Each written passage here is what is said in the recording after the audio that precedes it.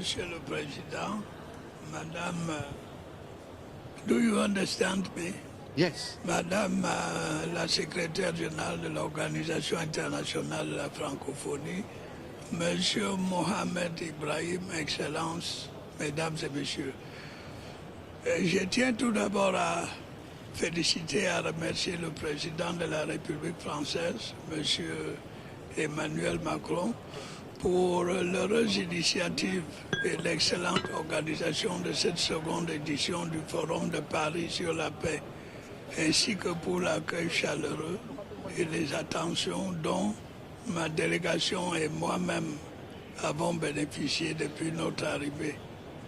Qu'il me soit également permis d'exprimer mon appréciation à la Fondation Mo Ibrahim et à son président pour son engagement en faveur de la promotion de la bonne gouvernance, du leadership et du développement en Afrique. Pour les organisations internationales, j'ai quelques idées. Nous pensons qu'on doit poursuivre la réforme du Conseil de sécurité et porter le nombre à 26, dont 2 États avec bois de béton, 2 États permanents.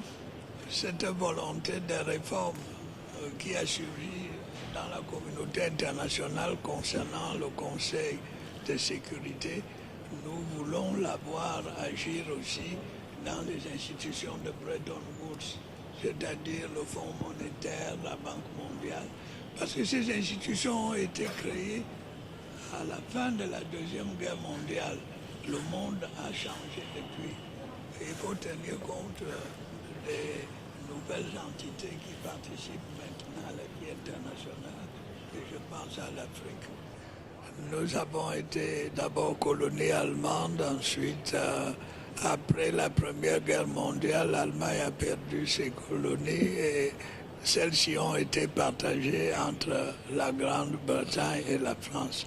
Et mon pays a été divisé. Une partie était sous colonisation britannique, l'autre sous colonisation française. Il a en résulté une juxtaposition de culture et de civilisation qui rendent les choses assez délicates. Bon, on a tout fait pour mettre à égalité les deux langues, les langues anglaise et française, mais les mentalités, le système scolaire, le système de la magistrature sont différents. Nous avons donc eu des conflits conservés à la partie de mon pays qui était sous colonisation britannique, un statut spécifique, mais il reste dans l'unité de la nation. C'est ça le problème que nous avons à résoudre. On avait la possibilité de les intégrer directement dans le système francophone, qui était celui de la majorité du peuple, 80%. Mais je crois que les pays sont soucieux aujourd'hui d'affirmer leur identité.